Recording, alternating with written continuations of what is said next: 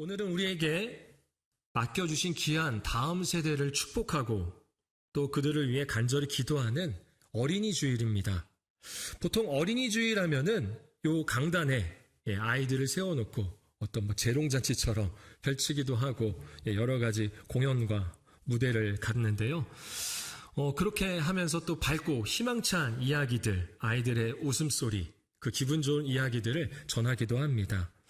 또 찬양을 부를 때에도 아이들의 눈높이에 맞춰서 어린이 찬양을 하고, 설교도 이런 식으로 메시지를 전하죠. 우리 아이들은 우리의 미래입니다. 우리 아이들이 꿈과 소망을 이룰 수 있도록 기도합시다 라고 말씀을 전합니다. 제 개인적인 생각으로는 어린이 주일에 왜 아이들이 발표회를 하는지 모르겠어요. 반대로 돼야 되지 않나. 아이들이 회중석에 앉아있고 우리 어른들이 재롱잔치를 벌여야 되지 않을까요? 그게 맞는 것 같은데, 어쨌든 오늘은 어린이 주일입니다. 그런데 저는 오늘 조금 무겁지만 우리가 반드시 직면해야 할 우리의 현실에서부터 말씀을 전하고자 합니다. 왜냐하면 현실의 슬픔을 바로 보지 않고서는 참된 자유와 소망은 나타날 수 없기 때문입니다.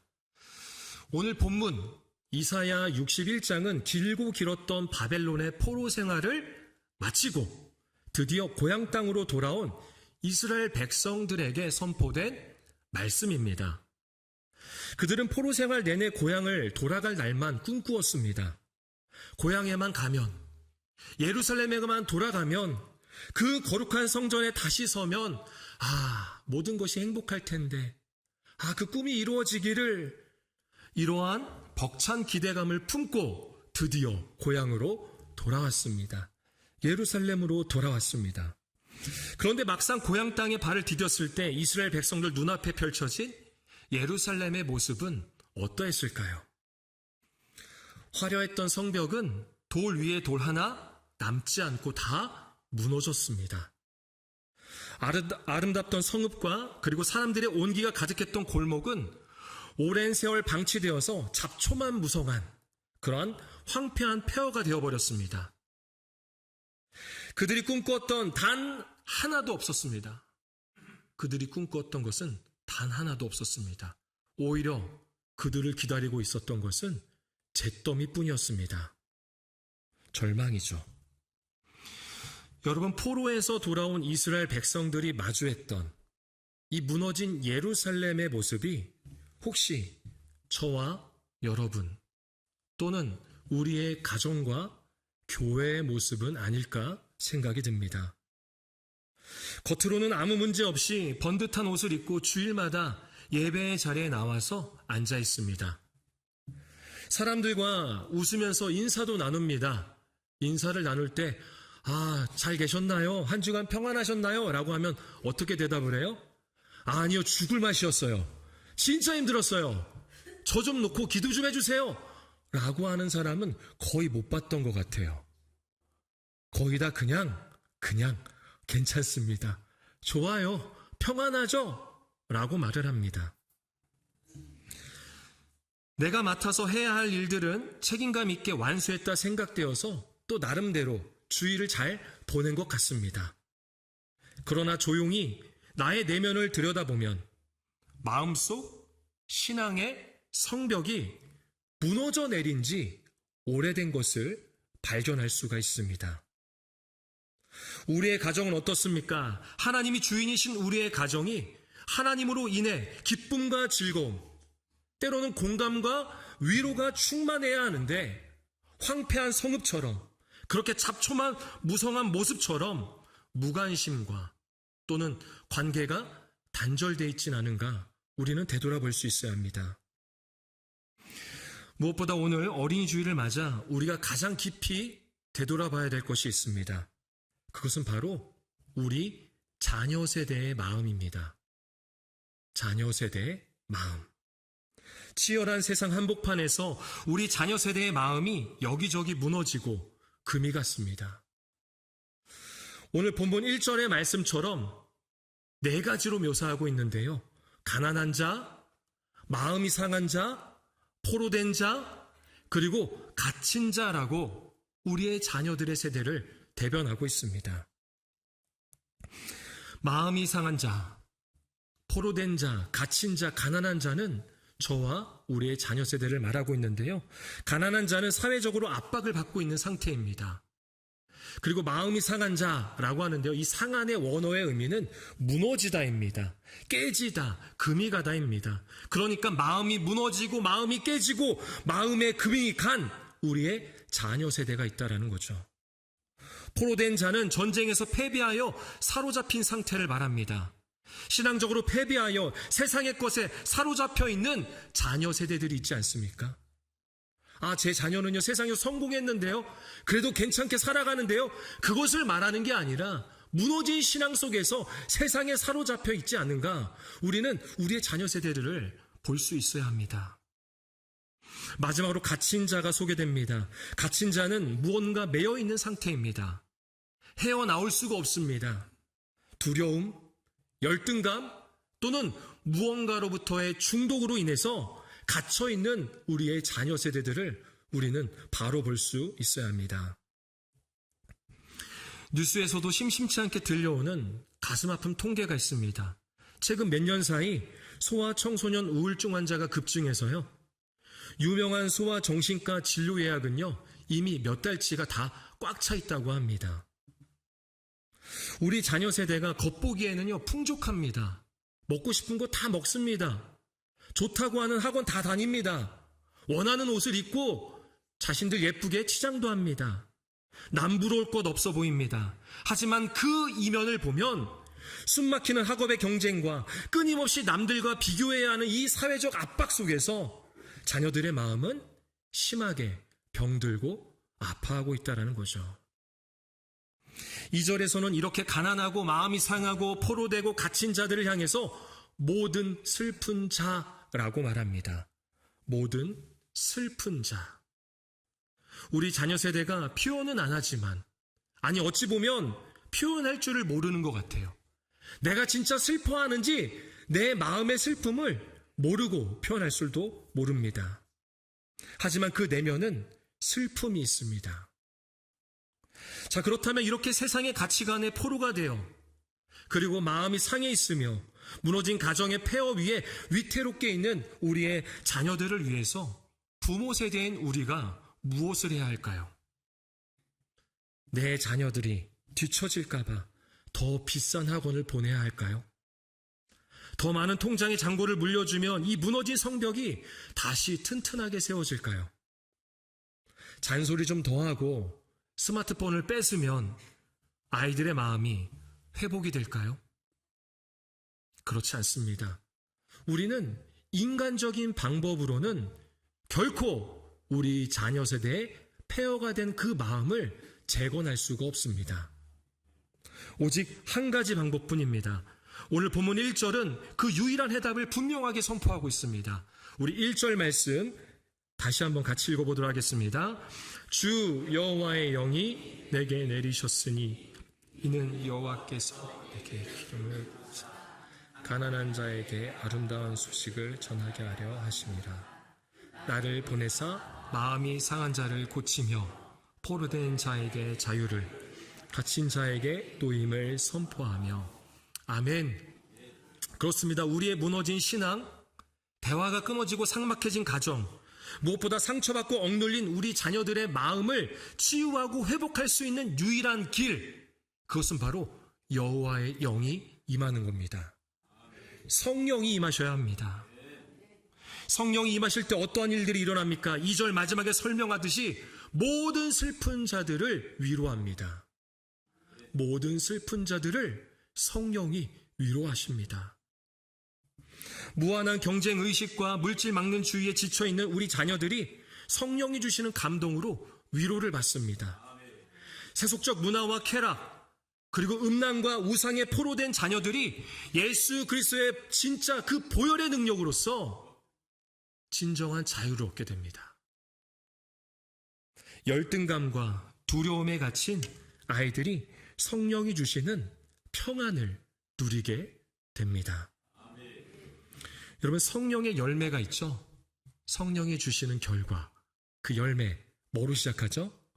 사랑, 희락, 화평, 오래 참음, 자비, 양성, 충성, 온유, 절제. 이 9가지 열매들이 있는데요. 이건 다 성품입니다. 그러니까 성령님이 내 안에 계시고 내 안에서 충만하게 하시면 내 성품이 변화돼요. 우리 부모 세대가 그렇게 성령으로 충만해져서 우리의 성품이 변화될 때 그 그리스도의 성품으로서 누구를 대하게 되는 거예요? 자녀 세대를 대하게 되는 거예요. 그럴 때 자녀 세대가 진정한 회복을 경험하게 된다는 것이죠. 우리 계속해서 3절 상반절을 읽어보도록 하겠습니다. 함께 읽겠습니다. 무릇 시온에서 슬퍼하는 자에게 화관을 주어 그 죄를 대신하며 기쁨의 기름으로 그 슬픔을 대신하며 찬송의 옷으로. 아멘. 하나님께서는 모든 슬픈 자를 위로하십니다. 하나님의 영, 성령을 통하여서 모든 슬퍼하는 자를 위로하십니다. 그리고 근심과 한숨의 옷을요, 찬송의 옷으로 변화시켜 주십니다. 윤성준이라는 치과 의사이자 평신도 사역자의 이야기입니다. 한 번은 가게에서 딸아이에게 신데렐라 공주 옷을 사주었는데 이 딸아이가 이 신데렐라 옷을 너무 좋아하는 거예요. 그래서 매일 밤마다 이 신데렐라 옷을 꼭 한 번씩 입어봤다고 합니다. 그런데 문제는 아이가 신데렐라 공주 옷만 입으면 자신이 뭐가 되는 줄 알까요? 공주. 신데렐라 공주가 된 줄 착각한다라는 거예요. 그래서 그 옷만 입으면 아빠 이름을 부르지 말고 나한테 공주라고 불러! 라고 한다라는 거죠. 나는 공주야! 라는 거죠.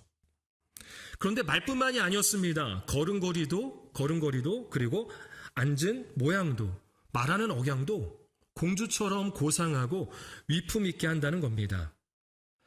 또한 쳐다볼 때도 약간의 눈빛을 아래로 살짝 깔고 곁눈으로 슬그머니 이렇게 쳐다보는, 마치 공주처럼 그렇게 위품 있게 고상하게 쳐다본다라는 거죠. 결국 아이에게는 옷만 바뀐 게 아니라 그 옷으로 인해서 공주처럼 삶의 모양이 바뀌었다라는 겁니다. 그러면서 그는 이렇게 고백합니다. 옷은 한 사람의 신분을 말해준다. 제복을 입고 있으면 군인이나 경찰이다. 따라서 찬송의 옷을 입는 순간 그 사람의 신분은 바뀌는 것이다. 슬픈 자를 위로하고 상한 마음을 고치고 포로된 자를 자유케 하시는 하나님의 은혜 때문에 우리는 찬송의 옷을 입게 된다. 성령이 우리 가운데 임하시면 모든 슬픔이 위로를 받습니다. 그리고 근심은 찬송으로 변화됩니다. 하나님이 그렇게 우리에게 찬송의 옷을 입혀주셨습니다. 어떠한 상황과 환경에서도 슬픔과 근심이 아니라 기쁨과 찬송이 나오도록 우리를 고치시고 치유하여 주십니다. 우리 자녀 세대에게도 성령이 임하셔서 위로하시고 고치시고 또 치유하실 줄로 믿습니다. 그런데 하나님의 역사는 단지 상처를 싸매고 치유하고 고치는 데서만 끝나는 것이 아닙니다. 하나님은 무너진 곳에서 고침을 받은 우리와 그리고 우리 자녀들로 하여금 놀라운 정체성을 깨닫게 하십니다. 3절 하반절인데요. 같이 한번 읽어보도록 하겠습니다. 그들이 의의 나무 곧 여호와께서 심으신 그 영광을 나타낼 자라. 일컬음을 받게 하려 하심이라. 아멘. 하나님은 치유받은 우리를 뭐라고 부르시냐면 의의 나무라고 부르십니다. 의의 나무. 이 나무는 내가 땀 흘려서 나의 노력과 나의 의지로 심어서 자라는 나무가 아닙니다. 하나님께서 친히 직접 심으신 나무입니다. 세상에 비바람이 몰아치고 가뭄이 몰려와도요 흔들리지 않는 나무입니다. 세상의 영광이 아니라 하나님의 영광을 온 땅에 나타낼 그러한 나무입니다. 여러분, 이 하나님께서 심으신 의의 나무가 모여있는 곳을 뭐라고 부를까요? 그렇죠. 교회입니다. 신약 성경에 와서는 그것을 교회라고 부릅니다.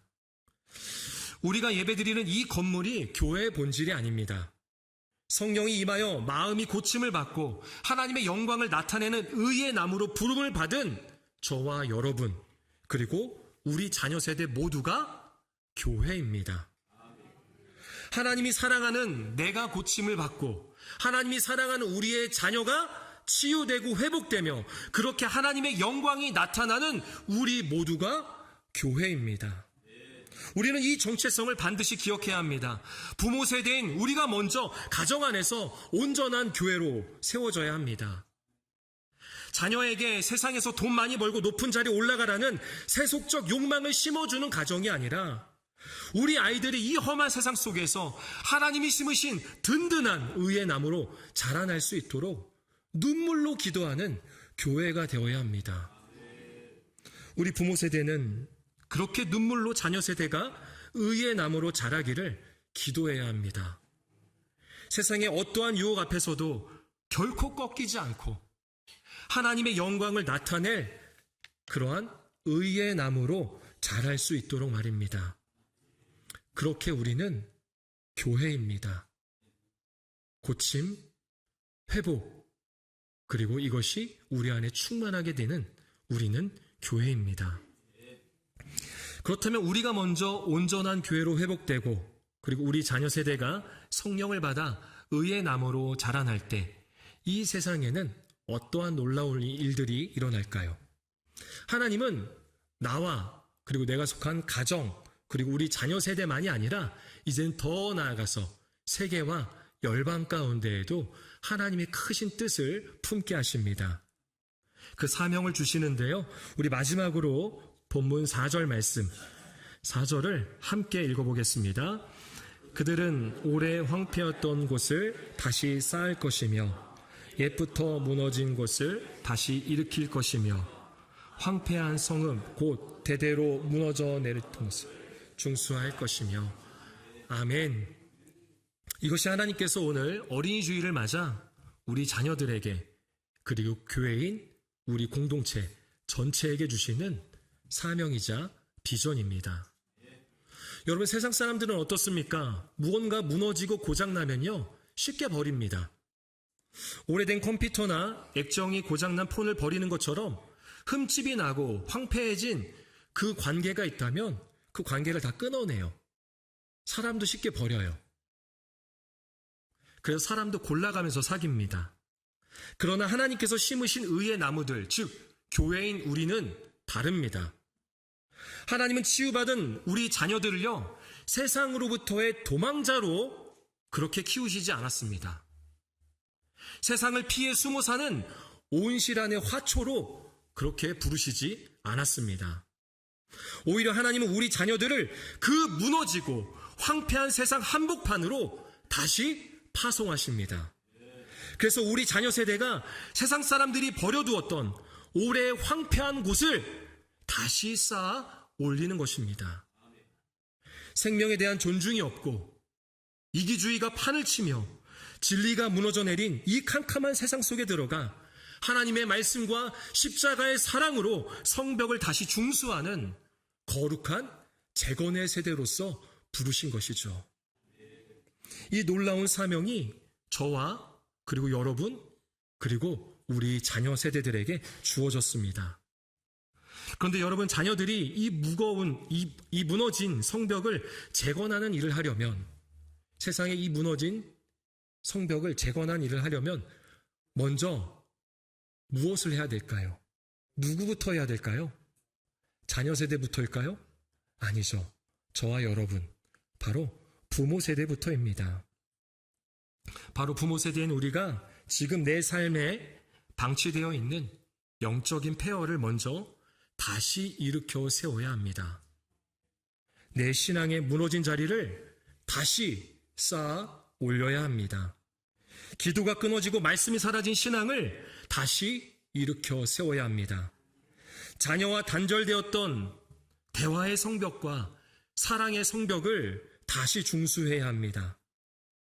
우리는 교회라는 이 거룩한 정체성을 붙잡고 무너진 성벽을 세워갈 때 우리 자녀 세대 또한 주의 이름으로 이 세상을 치유하고 회복하는, 그렇게 하나님께 영광을 돌리는 의의 나무가 될 줄로 믿습니다. 말씀을 맺겠습니다. 이제 부모 세대인 우리가 먼저 영적인 폐허를 다시 일으켜 세우는 결단이 필요합니다. 핑계대며 오랫동안 방치해 두었던 내 영혼의 황폐한 성읍은 어디일까요? 먹고 사는데 바쁘다는 이유로, 피곤하다는 이유로 신앙이 무너지진 않았습니까? 하나님이 주인 되신 가정이 기쁨이 사라지고 관계가 단절되지는 않았습니까? 무엇보다 자녀 세대의 신앙에 대해서는 알아서 하겠지. 자기가 원하는 대학 갔으니까, 꿈꾸었던 직장에 들어갔으니까, 아니야, 하나님이 알아서 하실 거야 라면서 방관하고 있지는 않습니까? 여러분, 우리는 교회입니다. 주님은 오늘 무너진 우리의 신앙과 마음 가운데, 그리고 주님으로 인한 기쁨이 사라진 우리의 가정에, 그리고 세상에 짓눌려 상처받은 우리의 자녀 세대의 그 마음 위에 하나님의 영, 성령으로 다시 임하기를 간절히 원하십니다. 이제 성령이 우리와 함께함으로 내 안에 내주하시는 성령의 감동으로 마른 뼈와 같이 황폐했던 우리의 마음과 우리의 가정이, 그리고 이 세대의 교회 공동체가 무너진 신앙의 성벽이 다시 세워지고, 슬픔이 기쁨으로 변하고, 근심이 찬송의 옷으로 변화되는 그러한 하나님의 자녀, 하나님의 백성이 될 줄로 믿습니다. 그렇게 하나님의 영광이 임하는 의의 나무가 가득한 교회가 되기를 축원합니다.